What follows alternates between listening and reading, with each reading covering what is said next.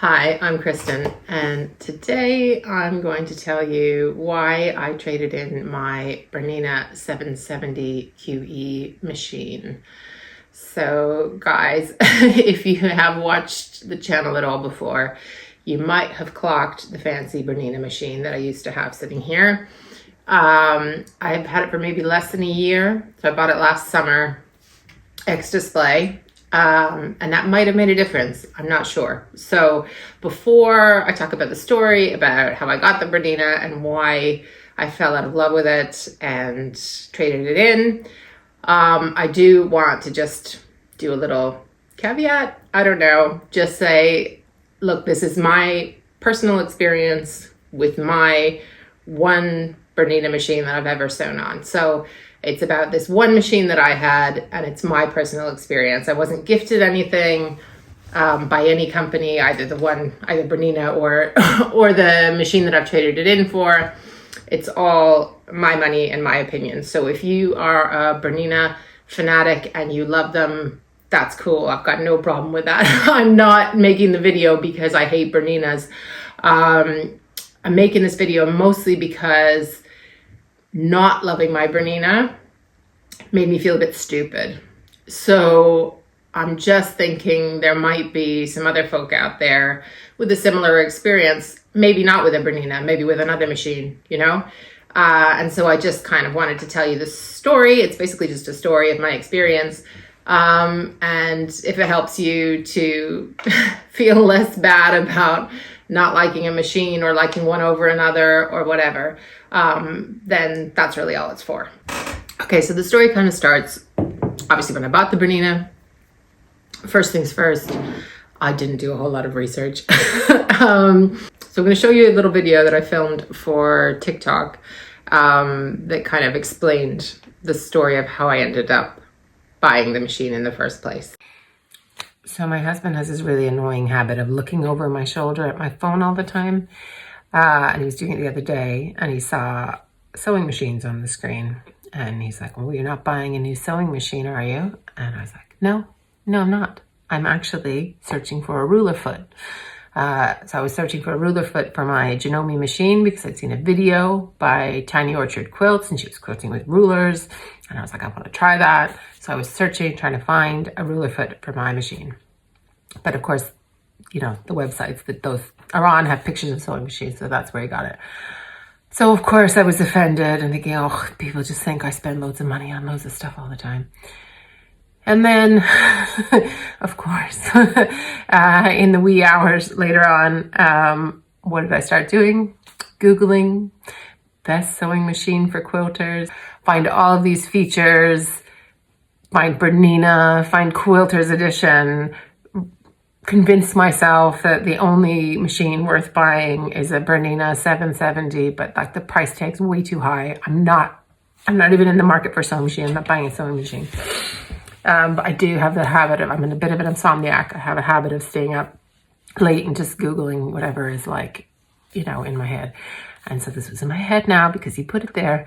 So then I ended up finding this store in England. I'm in Scotland, but they ship. And they had an ex-display Bernina 770 for about £700 less than the retail price. Still ridiculously expensive. It's still like 4 or 5 times the price of the Janome machine I had before. But I bought it, of course. So now I have a really expensive Bernina machine, which is lovely. But the kicker, if you've actually listened to my story for this long, is that the Bernina 770 doesn't come with a ruler foot.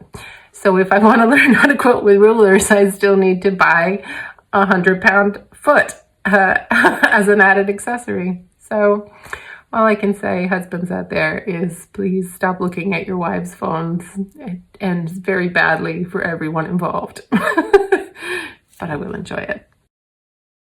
So Bernina does a lot of marketing in the quilting world, and so you might have seen famous people kind of advertising it. I was definitely drawn in by that, and by seeing, you know, so many YouTubers and other quilters sewing on them, I assumed they must make quilting much easier.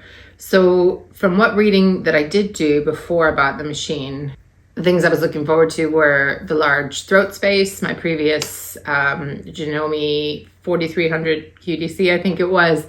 I'll look up how much throat space it was and put it on the screen. I don't remember, but it wasn't as much. The Bernina was something more like 10 inches, I think, or something like that. Could have, so it was quite a significant jump, and that was the key thing, was the throat space.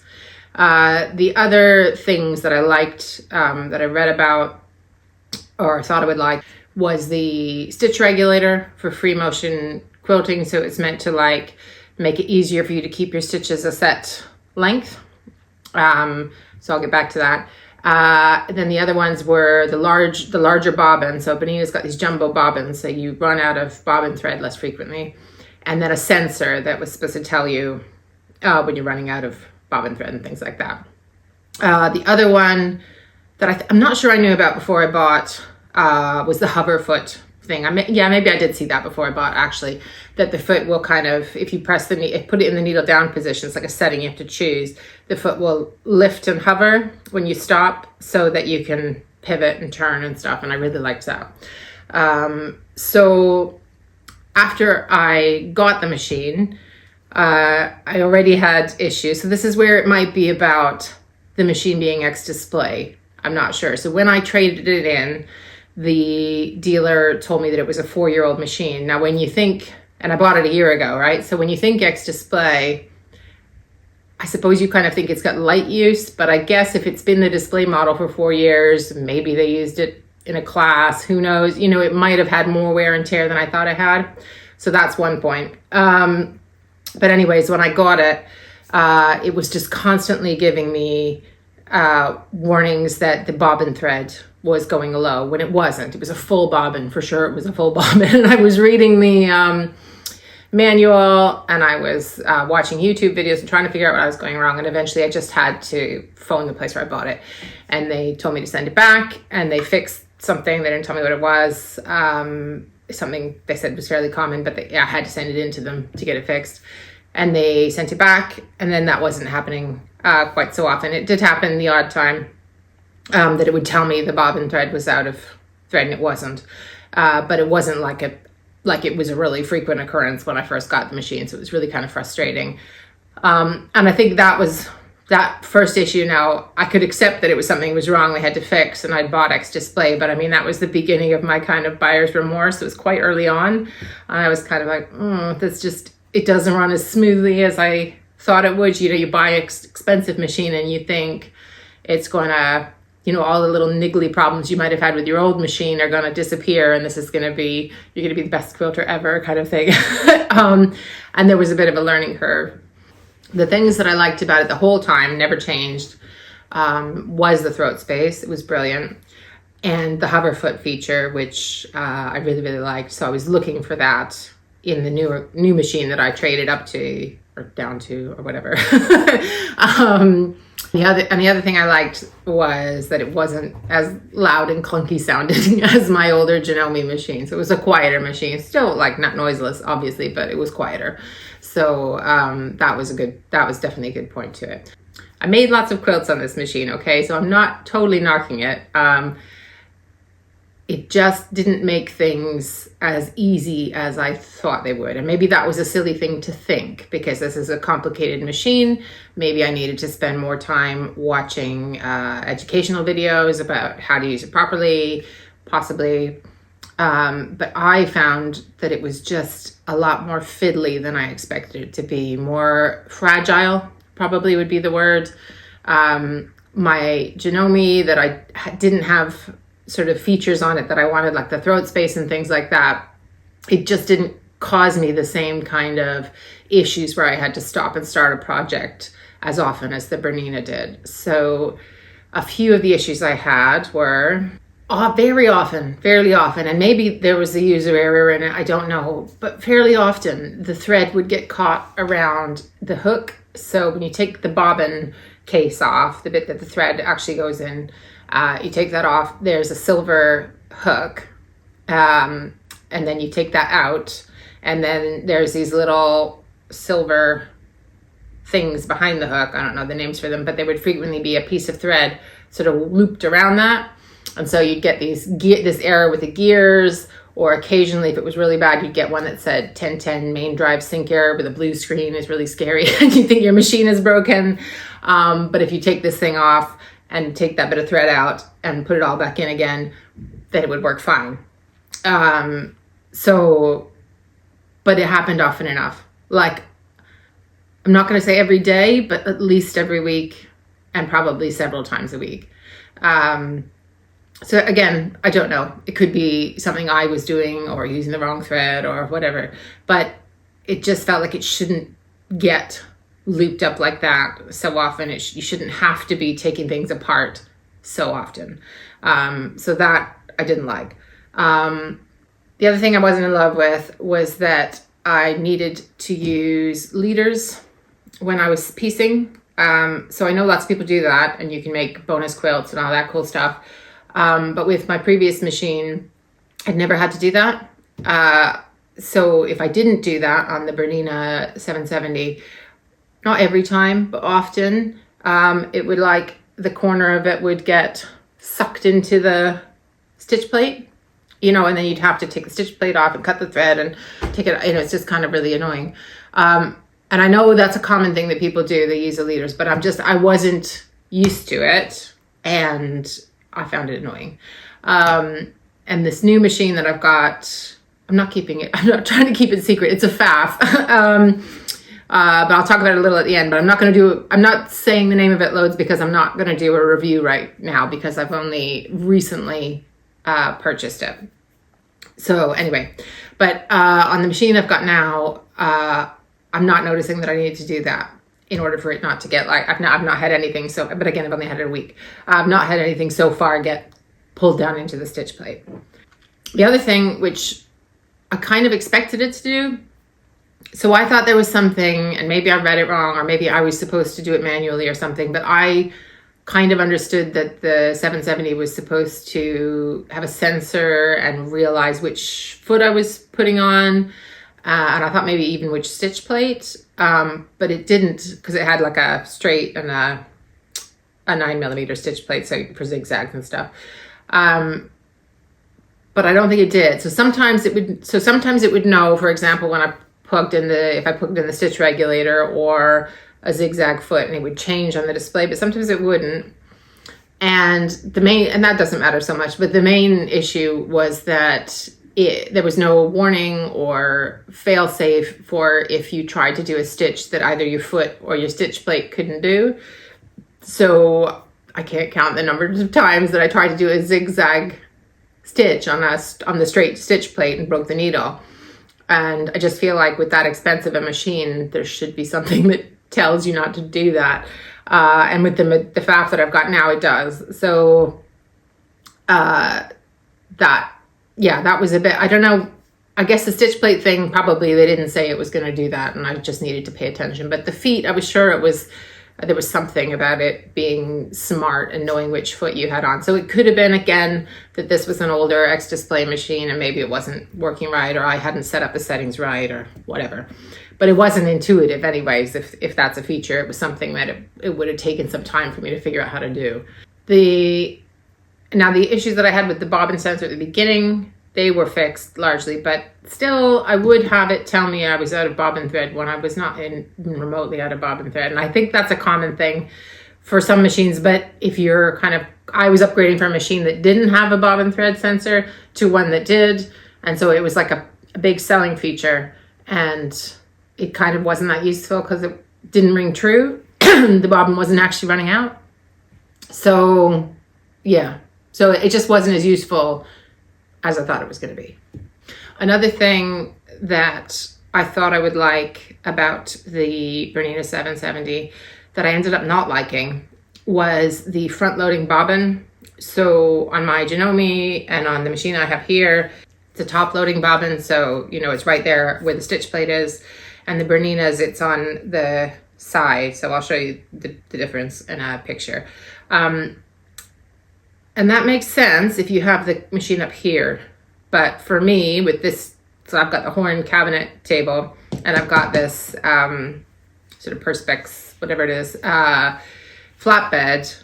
anytime I wanted to change the bobbin, I needed to take this whole thing out, lift the machine, and get it. So it wasn't as convenient as it sounded from, you know, like, because the idea was that if you were quilting and you ran out of bobbin thread, you didn't have to take the whole quilt off the machine, because the bobbin wasn't directly underneath the quilt. It was on the side of the machine, but it actually is quite fiddly to replace it from here. So really I had to take the quilt off anyway. So that didn't really help. Anyway, so one of the things I was really excited about with the Bernina 770 was the stitch regulator. So it's like, it's a little foot that you plug in, and it goes on the machine when you want to do free motion quilting. So you drop the feed dogs, you put this thing on. It has a few modes that you can use, and the idea is that you won't get like a bunch of large stitches and a little stitch, and it will regulate the size of the stitch. So it's similar to I think they have them on, or similar things on lots of long arm quilting machines and things like that. So I thought that was going to totally like revolutionize my quilting. But when I tried it out, it gives you like a warning if you're going too fast. And for me, it was really slow. So you couldn't go any kind of speed. Maybe you're not supposed to quilt that fast. But anyway, it didn't suit me, basically. I got fed up with it because I just felt like I couldn't get anything done in the speed that I would normally quilt. So if you're a bit more patient, I'm sure it's fabulous. And like, obviously I did see reviews and people talking about it online and saying how fabulous it was. But for me, I just found it a bit frustrating. I felt like it was beeping at me all the time, that I was going too quickly. So I ended up using my ruler. So I think I had to buy an extra ruler foot, and I ended up using that on the machine for everything, like whether I was doing ruler work or not. I just put the ruler foot on, dropped the feed dogs, and went, and I didn't use the stitch regulator. So that was kind of a waste. But that was just my personal preference, as I said. The other thing about the Bernina was that it did need oiling quite a lot. They give you a little Bernina pen with the oil in it when you buy the machine, but it was like asking to be oiled all the time. Maybe I should have been oiling the previous Janome that I had, but nobody told me. And it seemed to work fine without it, and there was no errors. And the faff, I've looked in the manual, I've looked in all those videos from Sewing Mastery, and I've seen nothing about oil. So I'm guessing it doesn't want any. I don't know. For me, that's a good thing. It was just a hassle having to, do all the oiling, make sure it's in the right place. I may or may not have been using the right oil once I ran out of the Bernina one. I don't know, So it was just like an extra admin task, the sort of oil and all that, and picking out the thread and all of that. So as I said, I can't totally blame the machine. So some of what I should have done in hindsight is researched a bit more about the machine. And also once I got it, maybe spent time watching, like I did watch troubleshooting videos on YouTube when I was having an issue, but I didn't really sit down and kind of go through the whole manual and try and just learn the whole machine and watch all sorts of instructional things on it. And maybe I should have done that. Maybe that would have made it easier, and I would have ended up using more features and getting frustrated less often, possibly. Because the machine that I bought instead, the Pfaff Quilt Expression 720, because the dealer told me there was a bit of a learning curve on it, I went out and looked for instructional videos, and I found Sarah, I'm going to say her surname wrong, Snuzgard, I'll put it on the screen, from Sewing Mastery. And she does a whole series of like free YouTube videos about, how to use this machine. And I think she does it for other machines as well. It's really good. Like I binged all of the videos about my new machine.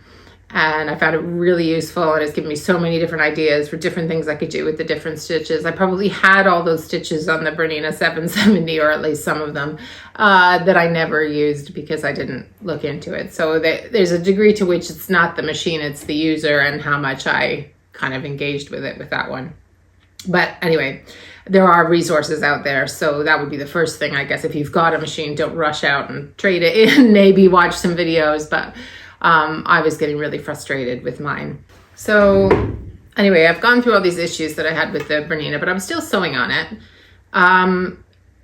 And part of the reason why I didn't think about trading it in or selling it or whatever earlier, even though I wasn't 100% happy with it, was the stuff that I guess comes from the marketing and the way that other quilters talk about Berninas.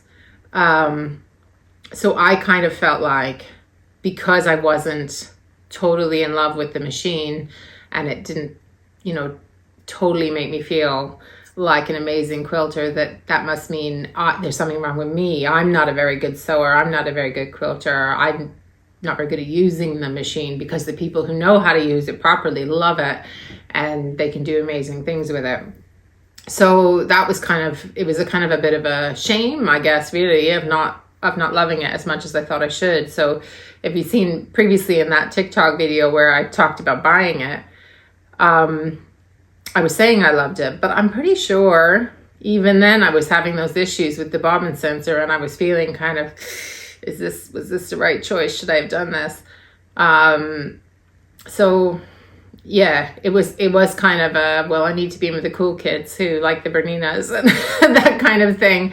And so then eventually, I guess with time, I was starting to feel like this isn't really getting better. Maybe I should look and see if there's something else. I'd been quilting with the 430 QDC on holiday, and I'd sent in the Bernina 770 for a service. And that was really, there wasn't like there was anything wrong with it. It was just an annual service type thing. And I was kind of half a quarter thinking, well, if I could maybe look at getting another Janome, maybe, that was like a bit bigger, did a few more things, but wasn't as fancy as the Bernina. And then if I liked it and it didn't give me trouble, then I might sell the Bernina. So it would make sense to get it serviced and make sure it's all in working order before I did that kind of thing. But I didn't end up buying any secondhand Janome or anything like that. But I did, when I got the Bernina back from the dealer, this is when it becomes a bit of a saga. Basically, within about 10 minutes of sewing, I had the 1010 Maindrive Sync Air, the blue screen of death, kind of. And I looked everywhere, unscrewed things, everything, to try and find thread that would have been caught up, because that usually is what causes that error. And I couldn't find it. So I phoned the dealer. They tried to talk me through troubleshooting it. There was nothing. So I had to take it in. Then they went and fixed the problem, had it sewing again, and I picked it up again. And then I was sewing again for about 10 minutes. Same thing happened, and I was fed up, frankly. And I probably should have made a fuss about, how much I paid for the service and that now it was not working when it had been working before. But my main reaction was just like, that's it, that's enough. Like, this is the straw that's breaking the camel's back. I cannot be dealing with this machine anymore. I want rid. So when he was saying, oh, I think it's just a case of bad luck that this is happening over and over again, I said, look, could I just pack it all up in a box and bring all the accessories and just trade it in rather than waiting for you to try to find this problem again? And he was like, yeah, sure, you could do that. So I packed it all up, went into the shop. I had done a bit more research and had been looking at things online, and I thought I probably wanted the Pfaff Quilt Expression 720, but I did want to see what he had to say. And so he suggested the Janome, I think it's 9450. It's quite large. It's not the great big M7 Continental thing. It's like maybe the one below it or two below it, I'm not sure. So it still has the big throat space. I think it might have even had like 11 inches of throat space. But his argument was that one, I would be sort of up and running with it that evening. I wouldn't have to learn anything because I had a Janome before and it was fairly intuitive and there wasn't a whole lot to figure out. But he also liked the Pfaff. He was talking about the decorative stitches and everything else. And the Pfaff was a good, I can't remember, £400 or £500 cheaper. This is UK money. So in the end, that was what swung it for me. So it was the one, I mean, it was the one I'd researched anyways, and it was cheaper. So I traded in the Bernina, and I got, I think about, let me see, I think it was about 900 pounds off of the price of the FAF. So I don't know what that is in US dollars, but the FAF retails here new for something around 2,200 pounds. So it was a chunk off, but it wasn't like a massive, you know, thing. But I guess when he looked at the Bernina and he was telling me that it was 4 years old, I was like, oh, right, okay. So my Bernina wasn't like as valuable as I thought it was. It's possible that I could have gotten more for the Bernina if I'd sold it myself privately, maybe, but it just felt like too much hassle, too much faff, as it were, which is a word I use for hassle, which is really funny given the brand name that I've traded in for. But anyway, and when I was talking to the dealer where I did the trade-in, he did say he had, you know, he wasn't like surprised at me saying it about the machine. He'd said he'd had folk in before who didn't suit the Berninas. He'd even had folk crying about them in the past. So I know that they are amazing machines for a lot of people, but for me, it just didn't suit. And it did just take me a long time to be okay with that. Basically, I wanted to be in love with it. I wanted it to be amazing because I paid that much for it and because everybody else said they loved them. But I didn't love it. So I'm now using my new machine. I've watched all the videos, probably gonna watch some of them again. I'm gonna probably do like a stitch book kind of thing so that I can practice and learn how to use all the different stitches.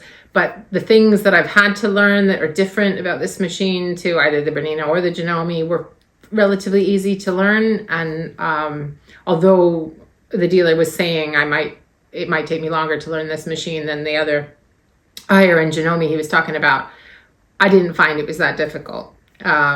So that's my experience so far. As I said, I'm not going to jump in and do a review of this machine right away because I've only had it for maybe a week and a half when I'm recording this. So I don't feel qualified to say much about it yet. All I can say is I'm liking it so far.